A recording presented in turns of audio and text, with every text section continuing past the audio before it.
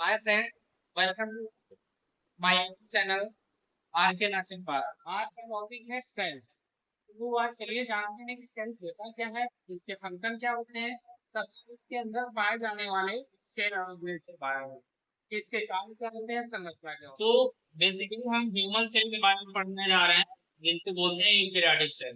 ठीक है। सेल जो होता है वो हमारे शरीर की सबसे सूक्ष्म और कार्यात्मक इकाई होता है, यानी हमारा बॉडी जो बना है वो किससे मिलकर बना है?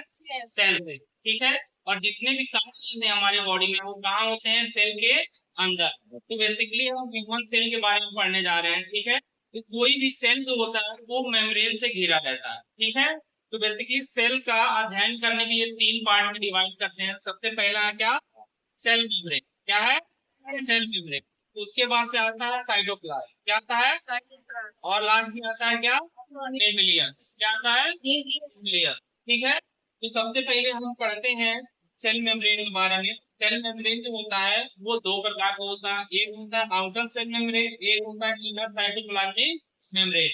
जो आउटर मेम्ब्रेन होता है वो करता क्या है कि सेल को चारों तरफ से घेरने का कार्य करता है, सेल साइज डिवाइड करने का कार्य करता है, और साथ में क्या करता है?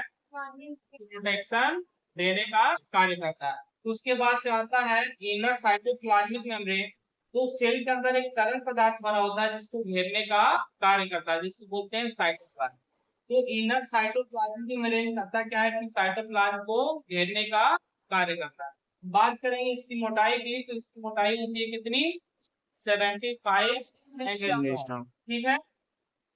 और ये करता क्या है? ट्रांसपोर्ट में भी हेल्प करता है, यानी एक सेल से दूसरे सेल में न्यूट्रिएंट्स को भेजना या लिक्विड को भेजना और लेने के कार्य करता है। इसके बाद से आते हैं किसके बारे में? साइटोप्लाज्म के बारे में। तो साइटोप्लाज्म जो होता है वो सेल के अंदर एक तरल पदार्थ भरा होता है, उसी को बोलते हैं साइटोप्लाज्म। इसी को बोलते हैं प्रोटोप्लाज्म। ठीक है। प्रोटोप्लाज्म एक वैज्ञानिक थे जिनका नाम था हक्सले। उन्होंने कहा था कि protoplasm is the physical basis of life, यानी जो प्रोटोप्लाज्म होता है वो हमारे जीवन की क्या होती है? आधारशिला होती है, यानी कि यही हमारे जीवन को प्रदान करता है। ठीक है। जो साइटोप्लाज्म या प्रोटोप्लाज्म होता है वो किसी भी सेल का जीवित हिस्सा होता है। क्या होता है? जीवित हिस्सा होता है। ठीक है। साइटोप्लाज्म के अलावा, ठीक है, साइटोप्लाज्म में बहुत सारे कोशिकाएं पाए जाते हैं, यानी सेल ऑर्गेनेल पाया जाता है। जैसे mitochondria, endoplasmic reticulum, Golgi body, lysosome, ribosome, filament और सेंट्रोमियर। ठीक है। सबसे पहले बात करेंगे किसकी? माइटोकॉन्ड्रिया। तो माइटोकॉन्ड्रिया शेप होता है वो ओवल शेप का होता है। ठीक है। और ये डबल मेम्ब्रेन से घिरा रहता है, एक होता है आउटर मेम्ब्रेन, एक होता है इनर मेम्ब्रेन। तो इसमें जो इनर मेम्ब्रेन होगा वो अंदर अपनी साइड फोल्ड होगा। ठीक है। इसको बात करते हैं तो बोलते हैं क्रिस्टी। क्या बोलते हैं?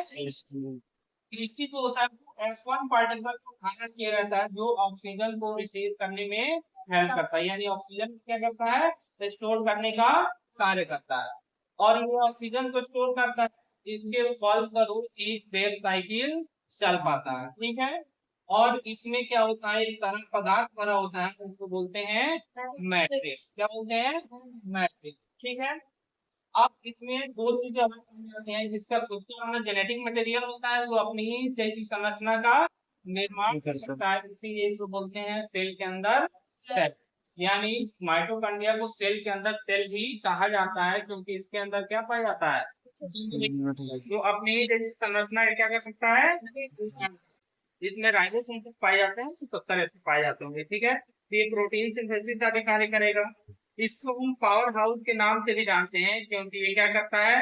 पूरे सेल को एनर्जी प्रोवाइड करने का कार्य करता है, यानी जो क्रेब साइकिल चलता है वो कहाँ चलता है? सेल के अंदर। ठीक है।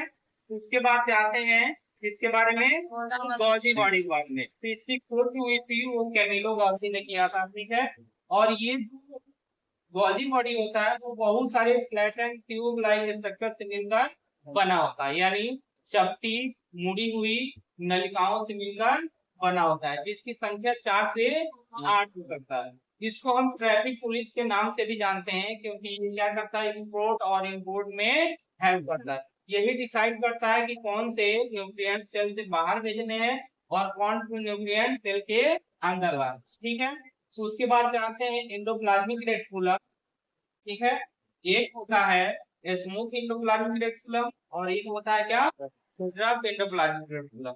स्मूथ एंडोप्लाज्मिक रेटिकुलम वे रेटिकुलम होते हैं जिस पे राइबोसोम चिपके हुए नहीं होते हैं, और रफ एंडोप्लाज्मिक रेटिकुलम होते हैं जिस पे राइबोसोम चिपके हुए हैं। बात करें फंक्शन की, तो जो स्मूथ एंडोप्लाज्मिक रेटिकुलम होता है, ठीक है, वो लिपिड सिंथेसिस में हेल्प करता है और साथ में डिटॉक्सिफिकेशन करता है। क्या करता है, यानी सेल के अंदर जो भी जहर या वेस्ट प्रोडक्ट होता है उसको बाहर भेजने का होता है।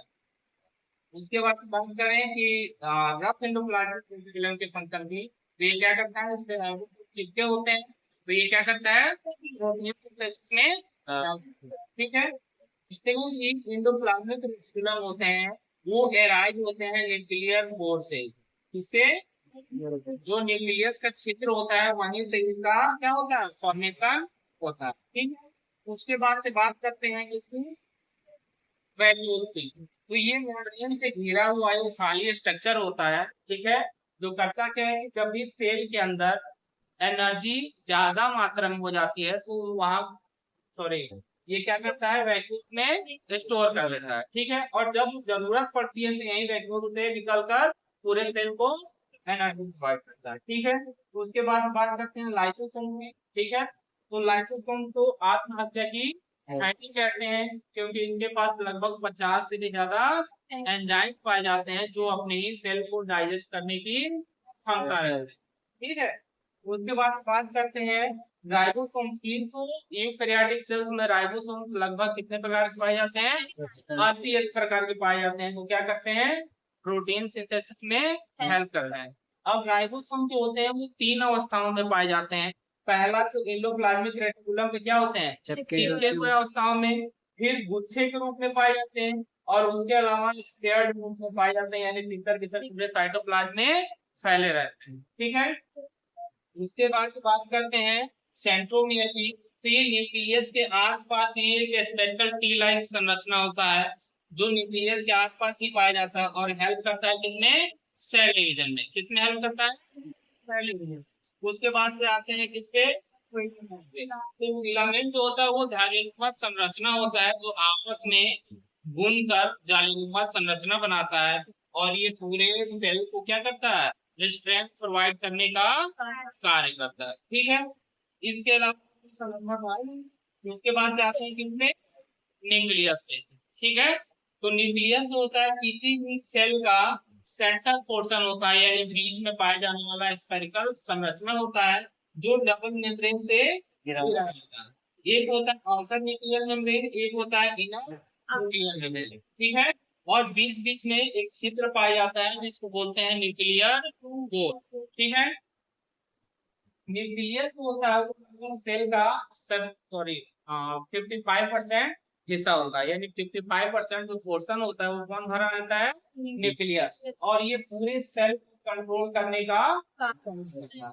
न्यूक्लियस के अंदर कुछ संरचनाएं भी पाई जाती हैं जैसे जेनेटिक मटेरियल न्यूक्लियोलस, और इसके अंदर एक तरल पदार्थ भरा होता है जिसे बोलते हैं न्यूक्लियोप्लास्ट।